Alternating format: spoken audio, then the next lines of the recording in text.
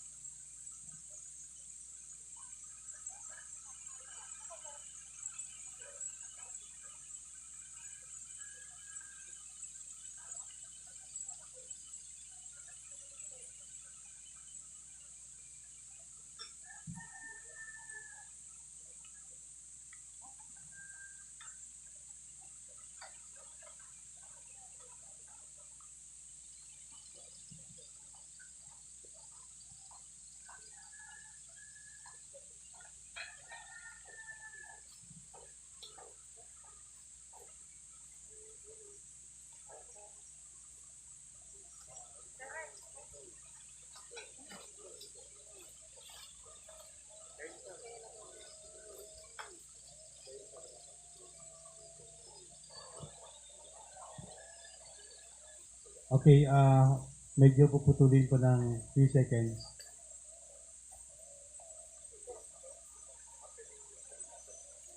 Opo. Yan.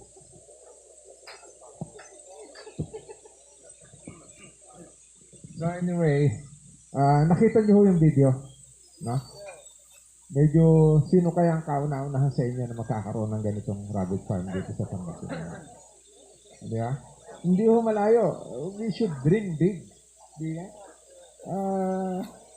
Ano yan? We could start small, but we have to dream big. Yan ho ang tandaan nyo, no? Imagine 32,000 pieces of rabbit in one farm. Matutupad ho yung pangarap dun nung buyer ni Pastor Raymar na makakuha rito sa Pangasinan ng 300 kilos of rabbit meat every day. Yun ho yung dapat i-produce ng mga taga-Pangasinan because you have buyer waiting for 300 kilos of rabbit meat every day. Alam niyo ho kung gaano karami yan? You need to slaughter 600 pieces of rabbit every day. And dapat po yan sa isang buwan, you will be producing 18,000 pieces of rabbit every month. To produce that much, you need 9,000 breeder na babae. Ganun ho karami yun. No? Kaya, ano ho, una-unahan tayong makarating dun sa, ganun ho kalaki yung, nakikita natin potential of the rabbit industry. Malaki ho yung potential nito. No? Tapos sa kanila ho, siguro 10 years from now, we could do what they are doing right now. Kasi ho, sila, they're no longer using pure breed. Wala na ho sa kanilang pure breed. They're using hybrid. Dito ho sa atin, meron na rin gumagamit ng hybrid. But, mali ho yung paggamit nila ng hybrid. Because what they're doing is selling yung mga anak nung PS, which is wrong. No? Kasi ho, yung PS na tinatawag nila, the meaning of PS is parental stock. At pagka meron kayong parental stock, that is terminal breed. At tandaan ko, during our stakeholders forum, way back 2017, may nagtanong sa isang na audience. Tinanong niya si Dr. Orville Bondoc, na isang geneticist. Sabi niya, Sir, maganda ho bang gamitin yung terminal breed? Alam niyo, sagot nung taga-UPLB, sabi niya, ano ba ibig sabihin ng terminal? Ibig sabihin, N.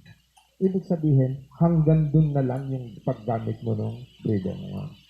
This is the PS, the parental stock. Terminal breed ho yan.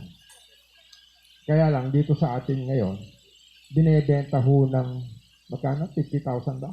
Ang isa na parental stock. Kaya, dito ho sa video nating nakita, ito ho ay all hybrids. At in Europe, meron hong 3 company selling hybrid rabbits. In fact, marami ho tayong klase ng livestock, especially poultry. Tandaan niyo yung Saso chicken way back 10 years ago? Di ba? Ang lalaki niyan, Saso chicken. Ano sabi nung mga nag-i-import niyan? This is F1. Ibig sabihin, this is F1, this is terminal breed. You cannot utilize this as a breeder. Tayo, matitigas ang ulo natin Yung hinatch natin na anak nung F1 na Sasu chicken, ginawa natin breeder. First generation, okay, malalaki. Second generation, ba't lumiliit na? Third generation, palitan ng palit yan. Kasi ang mga hybrid company in Europe, no, it took them a lot of time to develop the hybrid rabbits. At hindi nila ibibigay ito sa atin ng libre. Parating mayroong end yan. No? Yung hybrid ho sa Europe, you could buy GGP. Ang ibig sabihin ho ng GGP, great-grandparents. Yan ho yung GGP. Ito ho, pwedeng gamiting breeder. At ang magiging anak nitong GGP is GP, grandparents. After grandparents, ang magiging anak ho niyan is PS, parental stock. After the parental stock, ano ho yan? Kutsilyo na pupuntahan lahat ng anak niyan. Dapat, ganun yung ginagawa. But dito sa atin, ginagawa ho natin mga breeder to. No? Na kay mamahal. No? Doon ho sa kanila, doon sa Spain, they're no longer using natural breeding. It's all artificial insemination. At doon ho, simple lang. You want to breed 100 dam, yung babaeng rabbit, tatawag ka lang sa isang kumpanya. Meron akong for breeding, 100 pieces. Darating ho sa inyo yan, schedule kayo, darating sa inyo yan, dala-dala yung Siemens ng mga hybrid. AAI ho lahat yan. Kung 200 yung bibreed nyo, 200 ho yan. AAI for 1 day. So, sabay-sabay nanganganak yan, 200. Ganun ho ka-develop ang rabbit industry in Europe. No? Sila ho kasi yung mga nauna rito Actually, rabbits came from Europe. Wala naman tayong mga rabbits dito Even China, wala naman silang local rabbits In Asia, we don't have local rabbits na for meat production. At tatandaan nyo, lahat ho ng ginagamit na meat production for rabbits is all, ano na ho ito, hindi ho siya natural breed. It's a developed breed. Kahit ho yung mga New Zealand white na yan, yung mga California white, then mga Chinchilla, Palomino, those are developed breeds. They are not natural breeds. Dinevelop lang siya for meat production. Kaya lang, the most popular is the two. California and New Zealand wide. Kaya kung nakita niyo yung picture doon, meron pa rin maitim ng uso. No? Merong pula mga mata. Puting-puti lahat. These are developed breeds. Hybrid yung sa kanila. No? But yung dito sa atin, andito pa lang tayo sa first step. We are into pure breed. Kasi gusto nating i-upgrade. Kaya lang, may nakausap po akong isang well-known rabbit breeders. He is from the US. No? Tiga-US po ito, si Dr. Lokpar, Stephen Lokpar. I talked to him during the International Conference on Rabbit Production in Tropical Climate. This was held 2019 in Malaysia. Nagdala ho ako ng participants dito coming from our association, yung Association of Rabbit Meat Producers. 22 members of ARAMP yung dinala ko doon sa Malaysia. And we paid $150 each just to attend the conference. So, kaya lang, magandang experience. That is the first time that rabbit breeders from the Philippines went out of the country to see ano ba yung nangyayari sa rabbit industry in other ASEAN countries. Nakita namin doon. And, yung mga umattend ho doon, na-impress sila sa Pilipinas. Why? We are the largest delegation of that conference. Kung wala yung Pilipinas doon, walang kabuhay-buhay yung conference. Alam niyo naman ng mga Pilipino, pagka sa ganyang mga conference, mga maraming mga tanong, ganyan. No? And this conference is attended by people from the US, from Europe, no? Andun ho yung isang representative ng hybrid company from Europe, from France, yung Highcole. Andun ho siya. No? And from Indonesia, from Malaysia, of course, no? From Vietnam, from India, from Cambodia, marami ho. No? Kaya lang pinakamarami ho yung tiga-Pilipinas. No? And yung World Rabbit Science Association was represented in that conference, no? By the president, si Terry Higien. And he was so impressed that after that conference, he invited ARAM to be a branch of World Rabbit Science Association in the Philippines. So right now ho, yung ARAM, Association of Rabbit Meat Producer, is a branch of WRSA in the Philippines. So kaya na pagmamalaki ho namin to dahil imagine, represented na yung Philippines sa World Rabbit Science Congress. No? In fact, last year dapat merong congress sa France. Every year ho ito nagbabago-bago yung venue. No? 2016, I think it was held in China. Then 2020 nga dapat sa France.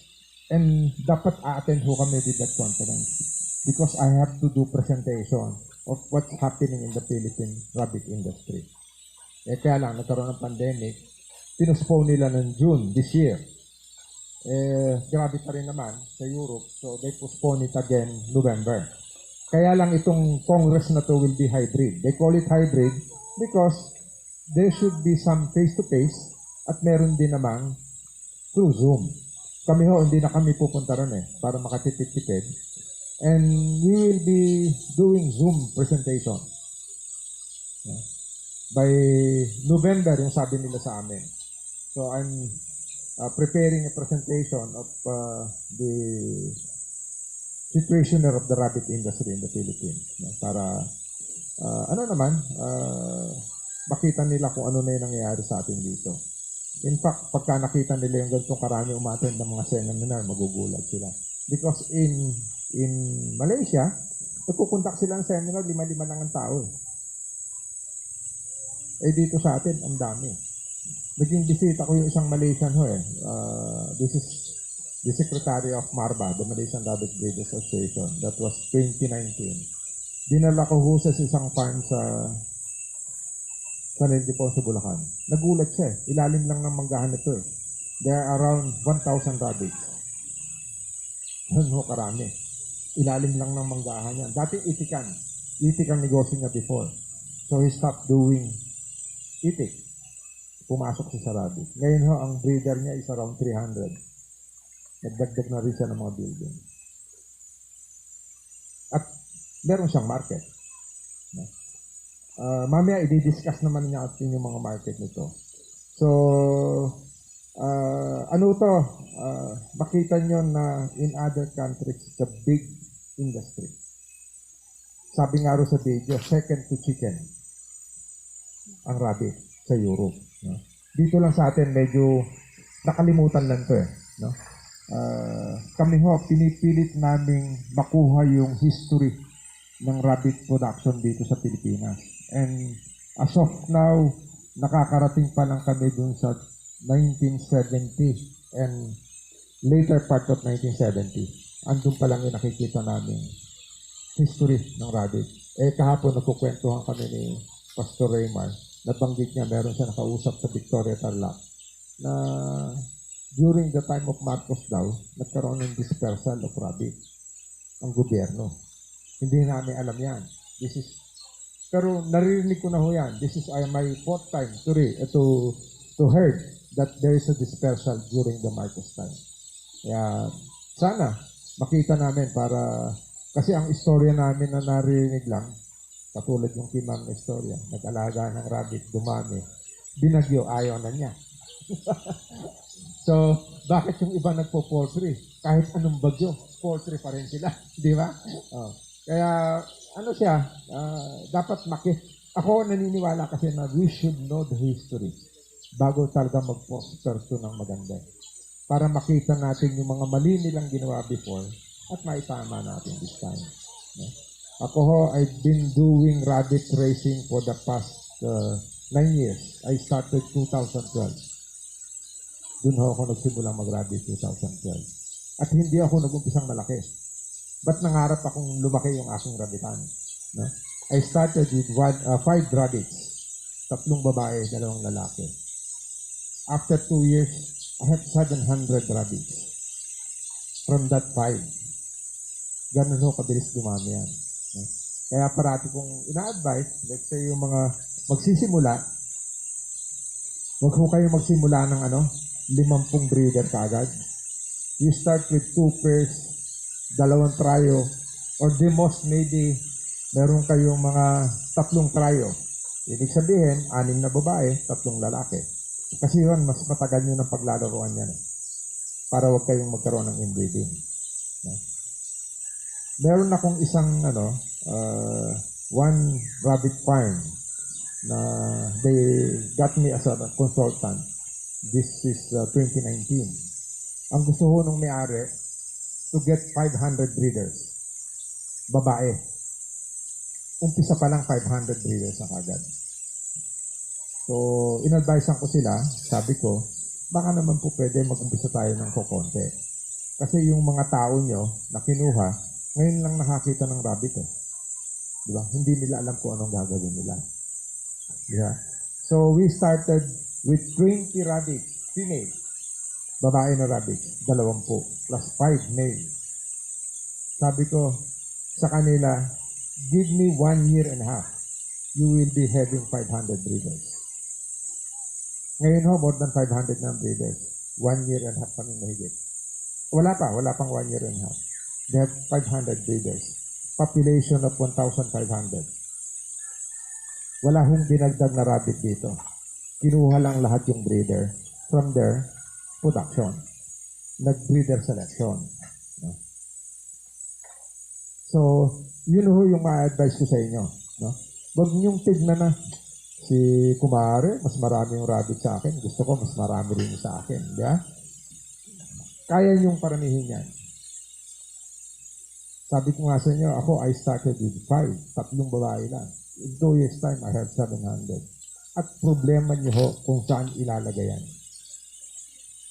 Yung ibang nagra-rabbit sa inyo, palagay ko, na-experience nyo na yan. Pag kayong magwawalay na kayo ng mga rabbit nyo, hindi nyo na alam ang gagawin nyo. Bibili na naman kayo ng kulungan. Gagawa na naman kayo ng kulungan. Today, I'm going to teach you the complete cycle. No? Na mag-focus kayo if you want to have 50 breeders, mag-focus na kayo sa 50. Na kailangan, kung meron kayong 50 na dam, babaeng breeder, meron kayong nakaprepare dyan at least 45 vacant cages. Kasi nagpa-transfer ho kayo ng mga 1 month old. Ano ba ang gagawin nyo? Pagka nanganak na naman to, magwabalay naman kayo, magdadagdag na naman ba kayo ng cage para may paglagyan ito? Hindi. Dapat yung una yung winalay, tapos na yun. Naibenta nyo na. Kung hindi nyo naibenta, nakain nyo na. Kung hindi nyo naubos, nakalagay sa freezer yan, baka may dumating na buyer, you could sell frozen rabbit meat. Para yung pangalawang batch na naman, merong paglalagyan.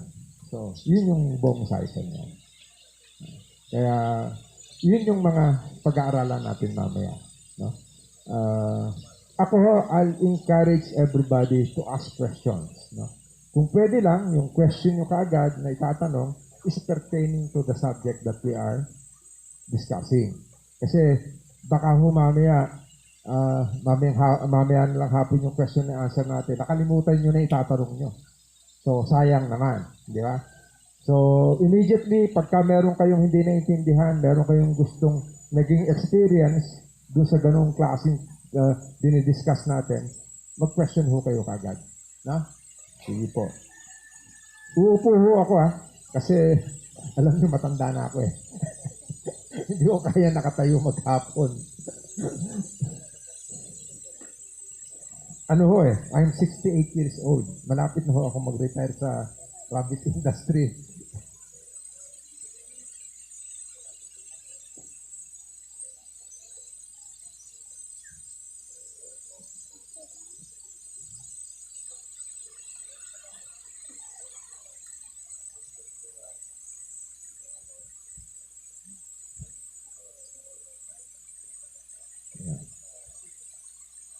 So, yan ho yung ano namin. This is our farm look like. Wala ho kaming housing. Asa ilalim ho ng mga ganitong puno. Bawat isang puno ho namin na mangga, meron ho 16 na breeder na nakaikot yan. Ganun ho ang setup namin. Kung nakikita nyo ho yung ano,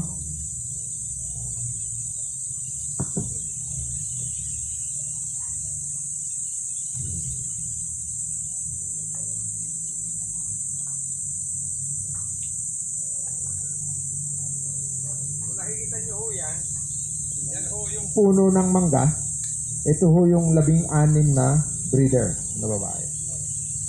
Kaya ho may sementong ganyan, we're using yung sinasabi ni ma'am kanina, vermiculture. Yung ilalim ho nung rabitan na yan, merong mga bulate. Ito ho yung ANC kung tawagin, African Night Crawler. No? So, inaalagaan ho namin rabbit, yung rabbit, inaalagaan niya ho yung vermi. At yung tayo ng vermi, ginagamit namin siyang fertilizer. At yung vermi ho, additional income.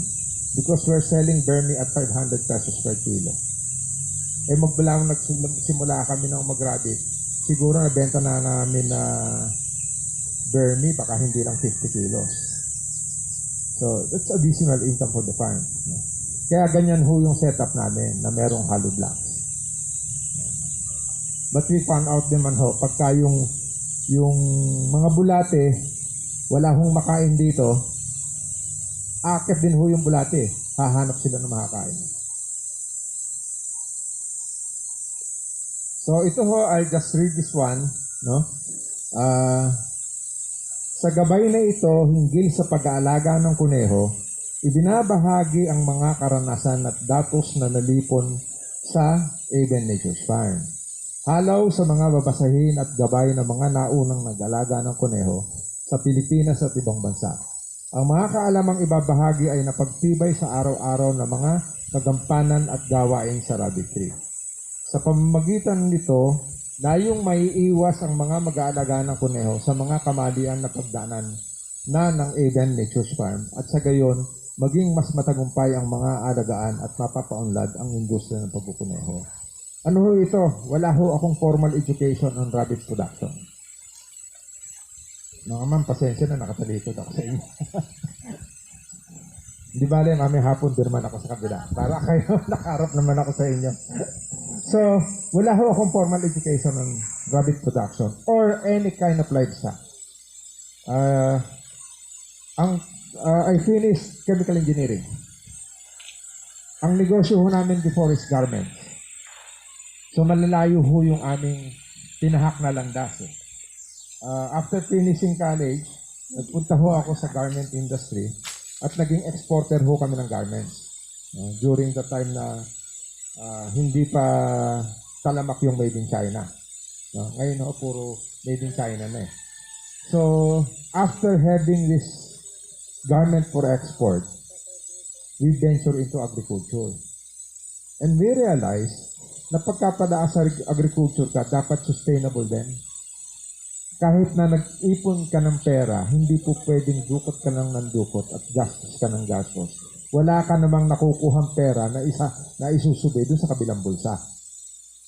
Kasi ho, mauubos lahat yung laman ng isang bulsa nyo. Kaya kami ho, sabi namin dapat mag-sustainable. And nagplano ho kaming to be accredited by Agriculture Training Institute. So, ano ho kami, accredited ng ATI as a learning site. Nakakuha kami ng grant sa kanila. No?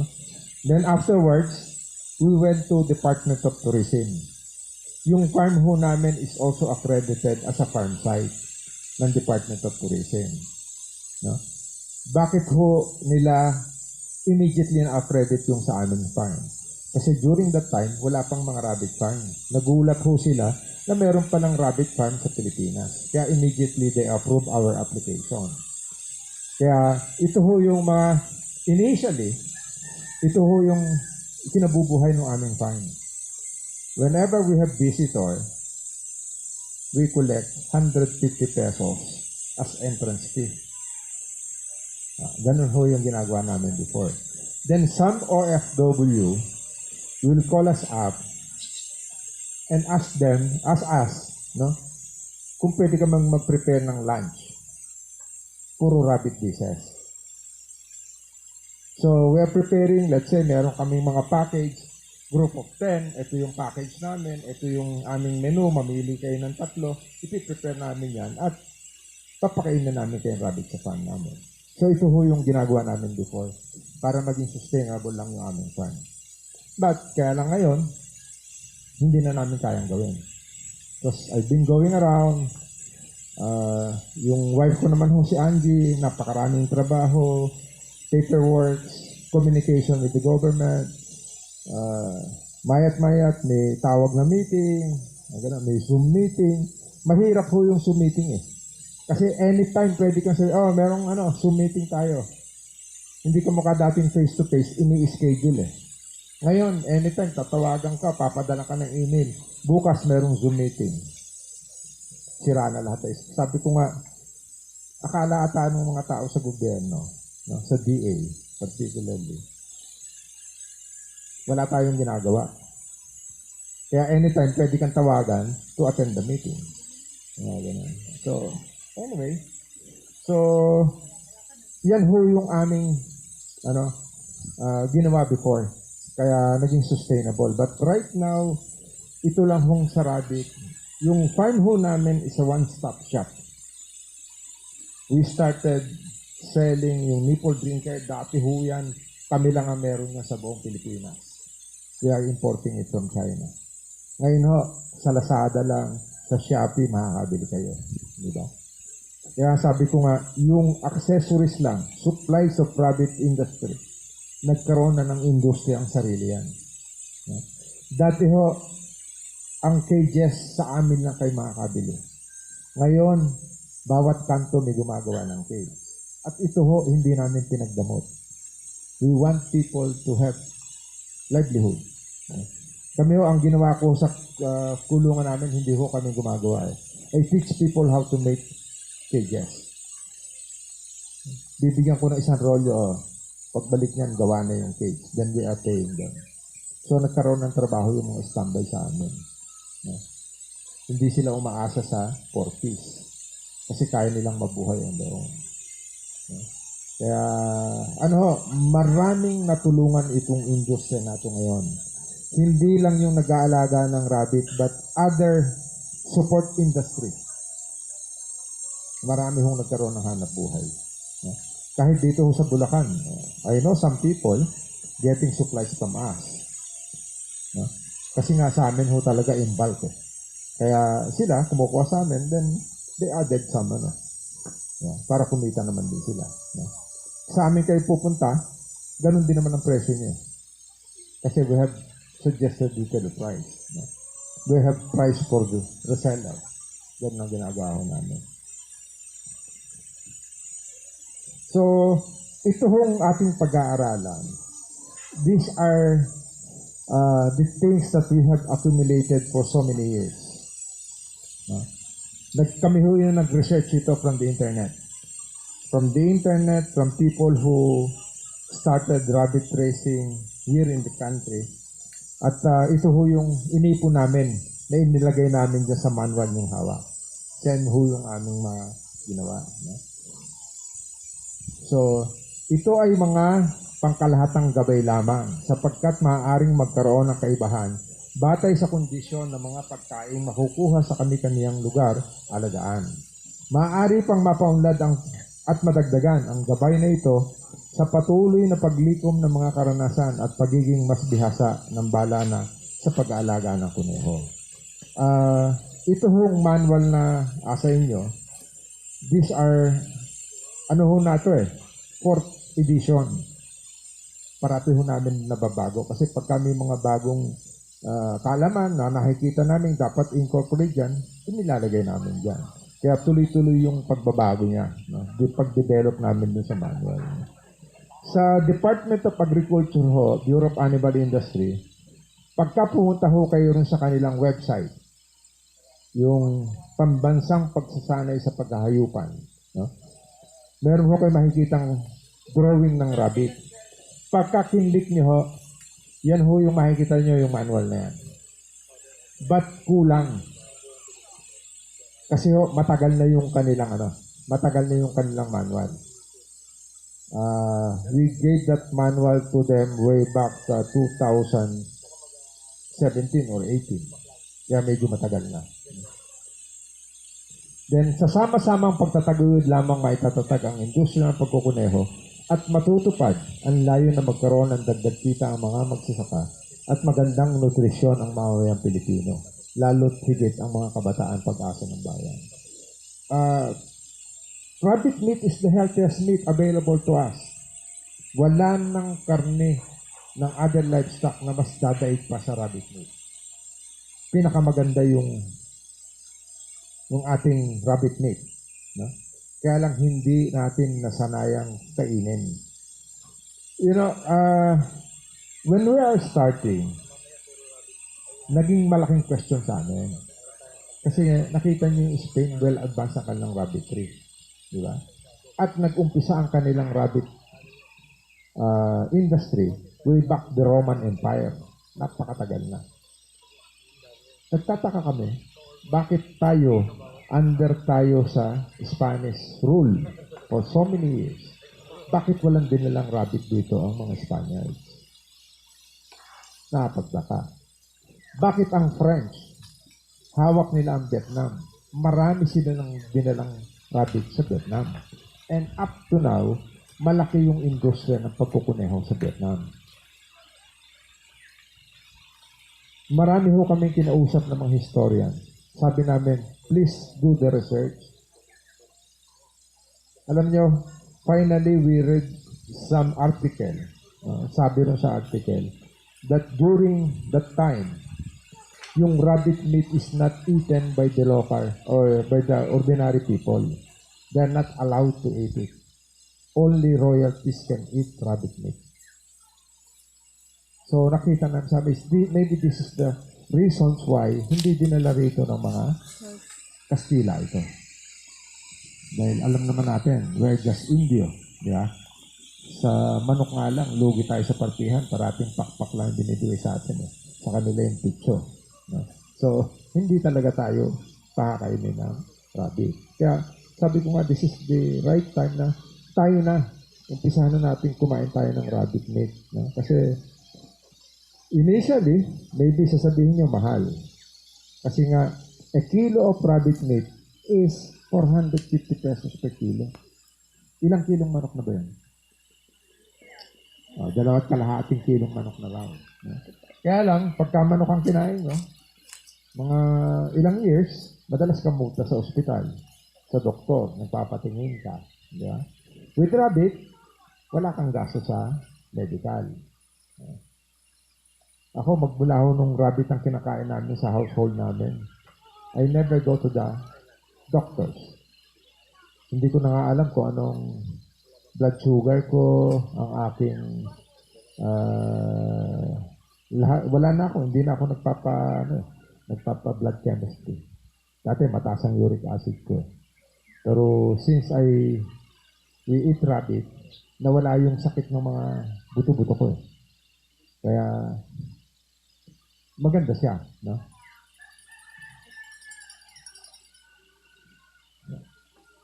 So ito ho yung mga topics that we're going to discuss. Yan ho. Yung pag-aalaga ng kuneho sa Pilipinas or the history of rabbit in the Philippines. No? And then different terminologies,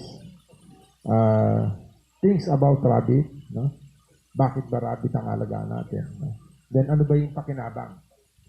How are we going to market our rabbits? No? Ano ba yung different markets itong rabbit natin? No?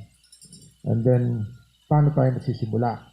How are we going to start it? No? Yung New Zealand White, ano ba yung sinasabi ng New Zealand White na magandang pangkarne? Ano ba to? And then, cages. Paano ba gumawa ng cages? At idadagdag ko ngayon na wala tayong yung whiteboard. Anyway, gagawa natin ng remedyo na lang mamaya. Aside from the cages, ano ba yung tamang housing for our rabbits? So, isa yon, no? Idadagdag ko yon. And then, yung feeding. Paano ba tayo magpapakain sa ating rabbit? Then, yung breeding, pagpaparami, recording. Importante yung recording sa ating rabbit industry. Kailangan alam natin kung anong nangyayari dun sa ating mga breeder. No? Baka mamaya yung breeder nyo breed lang kayo ng breed, hindi nang pala nabubuntis. O nabubuntis nga, kung mga anak naman, 2 lang, 3. Mag-aalaga ba kayo ng breeder na nanganganak ng 3, 2? O ang aalagaan nyo yung nanganganak ng 6, 8, 9? Di ba yung 8? No? Yun ang aalagaan nyo. So, with the right recording, nakikita nyo parati yan. No? Inaabangan nyo yung mga breeder na konti lang mga anak. Pagka konti lang mga anak, anong gagawin nyo? May ulam na kayo. Di ba? Huwag nyo na munang isipin na ibebenta. Ulamin nyo muna. Di ba? Importanteng, alam nyo, meron akong isang, kailan lang, siguro last month tumawag sa akin. From Bulacan. Sabi niya, sir, marami na akong rabbit, pakain na ako ng pakain tingin ko hindi naman na siya lumalaki. Sabi niya, baka pwede kong ibenta sa'yo. Sabi niya, benta ko na sa'yo yung ibang rabbit ko para pambili man lang ng feed. Sabi ko, kayo ba? Kinakain niyo ba yung rabbit? No? Kasi sabi niya sa akin, 7 piraso lang Sabi ko, kumakain ba kayong rabbit? Sir, nagpapatay ako dati ng isa Ang kumain, ako lang Yung pamilya ko hindi kumain. Sabi ko, benta mo na lahat yung rabbit mo. Tigilan mo na yan pagra-rabbit. Kasi yung pamilya mo mismo hindi mo kayang kumbinsihin How could you convince your neighbor? Di ba?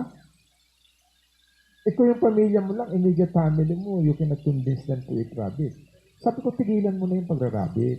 Benta mo na lahat yan. Sabi niya sa akin, mukhangan dapat benta ko na ito lahat. Kasi sayang lang You're wasting your time on raising rabbit. No? Ako, ang nakikita ko dito, you should teach your family first. pagka hindi nyo naturuan yung pamilya nyo mag-alaga ng rabbit or purely ang tinitingnan nyo yung kikitain nyo, mahirap mag-alaga. Kasi alam ko merong mga nagpo-poultry na hindi nila kinakain yung alagaan ng manok. Alam kasi lang hindi healthy. Ito namang rabbit, alam natin healthy di ba? Pwede natin kainin. And then, yung health ng ating rabbit, health issues niya, yung mga kaugalian niya, katangian ng karne, ano ba yung, bakit ba tinatawag na healthy, And then, paano yung paghawak sa kanya? We'll request later na magdala rito ng rabbit para maituro ko sa inyo paano paghawak. May mga galos ba kayo sa kamay? Hindi naman ata kayo nag-rabbit, ba't wala kang galos sa kamay? Ha? Alam niyo ba si, Faith Garcia, candidate number 33 of Binibining Pilipinas. Member ng Rabbit Association namin yan. Nung pinuntahan niya ako sa farm, nakita ko yung mga galos niya. Sabi ko, ma'am, baka naman hindi ka manalo sa Binibining Pilipinas yan. Daming, sir, ako mismo nag-aalaga ng rabbit namin Siya mismo nag-aalaga, kaya nasusugatan siya. Sabi ko, tuturuan kitang humawak niyan para hindi ka masugatan. Sige, sir, sabi niya, turuan niyo ako. Si Miss Faith Garcia, in-appoint ko ng Board of Directors ng Association of Rabbit Meat Producers to be the ambassadress of goodwill. Kaya meron kami, sana manalo ng Miss Philippines. Kaya pagka nagbo-voting ko, boto niyo yan, candidate number 33. So, yung paano malalaman yung babae at lalaki, tuturo ko rin sa inyo mamaya. Then, breeding. Yung breeding siguro, I'll just show it to you na sa video. Para And then yung pagkatay. I'll show you sa video na lang din tatlong klaseng pagkatay. Number 1, yung cervical dislocation. Paano ba yung pagkatay niyan? Kasi nga, wala kayong equipment, ang gagamitin yung cervical dislocation. Number 2, yung penetrating ball. Paano ba gamitin yung penetrating ball? Number 3, yung electric stunner. Kasi yan, kung backyard, nakakatay ka ng 2-3 pang ulam, pwede na yung cervical dislocation. Huwag nyo lang bibidyohan. Kasi ako, pagod na akong ka-attend ng meeting ng Committee on Animal Welfare. Madalas akong patawag dyan kasi nga maraming video lumalabas. Pinapalo sa ulo yung rabbit. Yung mga ganon. And alam nyo naman yung ating mga animal rights advocates, yung PETA, yung POS, ayaw na nakakita ng ganyan. Pagka may mga question na ganyan, matatawag ako. Pag-explain sa akin. Kaya, huwag muna tayong magkuha ng mga videos. Pakikita ko na sa inyo sa video yan later. So, ito yan, this is the first rabbit that I bought way back 2012. Yan ho yung pinuntahan ko yan sa Chaong, Quezon. The other picture naman ho, last 2016, I was awarded Gawad Saka ng Region 1 and Region 3. Lumaban ho kami sa national, kaya lang hindi pinalad, hindi kami nanalo sa Gawad Saka National, that I reached the regional level ng Gawad Saka. Kaya lang sabi ko nga, parang blessing in disguise, hindi kami nanalo sa national level. Dahil kung nanalo sa national level, we'll be so busy going around. May iwanan ko yung responsibilidad ko sa industriya. Kaya dito kami ngayon sa industry nakafocus. So ito ho yun, ang rabbit natin ay dinala rito right after the Second World War. This is 1950s. So dinala rito sa atin sa Pilipinas ng mga Peace Corps volunteer and religious missionary. So, ang alam ho kasi nila after the war, malaki yung kakulangan natin ng pagkain. Ang rabbit ho mabilis dumami. And based sa experience ng US, during the depression in the US, ito ho yung bumuhay sa karamihan ng pamilya. Each family, they're raising rabbit, mga 2 pairs, 3 pairs, at yan yung kanilang source of protein, yung rabbit, kinakain nila. So, ito rin yung nakita nila right after the war na pwedeng makatulong sa atin sa pagkain. Yung dalawang personality ho na nagdala nito is Reverend Juan B. Sicuaten. It's a religious missionary at nakabase siya sa Baguio City. Kaya yung, saan ba yung tiga Baguio nga kanina? Ay, pala si Sir pala. Sorry, nakalimutan ko. Swerte kayo, dyan nagsimula sa Baguio yung rabbit. Before na madala rito sa Patag yan, it started in Baguio. You know, I remember siguro mga baka hindi ka pa pinanganak noon mga 1960s, we usually go to Baguio at makakabili ka na dyan ng yung mga backpack na made of rabbit felt. Yung keychain na gawa sa buntot, keychain na gawa sa paa. Diyan sa Mines View Park, andyan yung mga tindahan yan. Kaya lang, nawala na rin. Pero ngayon, nagsisimula na naman uli ang Baguio. Marami hong nagre-raise ng rabbit dyan sa Baguio. At yung isang personality naman ho is si Miss Diane Stoll, isang Peace Corps volunteer. Silang dalawa ho yung nagtulong to teach people in Cordillera how to raise rabbit and how to utilize different products of rabbit. No? Hindi lang ho yung karne, but other byproducts. No? Sila yung mga nagturo. In fact, they even came out of a handbook. Ito yung commercial rabbit raising. No? Ito yung handbook na to, you could search this in the internet, sa Google, lalabas ho yan. Silang dalawa ho ang gumawa niyan. At ito yung ginamit ho ng mga taga Baguio para matutong mag-alaga ng mga rabbits. No? And then, after them, wala naman hong naging tugon yung ating gobyerno sa pag-alaga ng kuneho. So, nakalimutan, naging popular yung rabbit raising sa mga pet shop. No? Na maliit, mentras maliit yung rabbit, mas cute. Ito yung nabibili. No? Kaya, again, meron hong mga another personality na nag-introduce uli ng rabbit by the name of Dr. Lazaro Ricafort. Ito ho yung medical doctor ng Baguio City before. Sila yung nag-introduce uli. At ito ho si Dr. Ricafort, yung family niya, nagtayo pa ng restaurant sa Baguio. They're serving all rabbit dishes sa restaurant niya. Ito ho, nakuha ko itong mga information namin na to from the Sun. Kasi pinuntahan niya kami dun sa bahay at sabi niya, bibili siya ng rabbit meat dahil namin-miss niya na yung rabbit dishes na niluluto ng kanyang tatay sa kanila. So, bumili siya ng ilang pirasong frozen rabbit meat. At nagkwento na siya.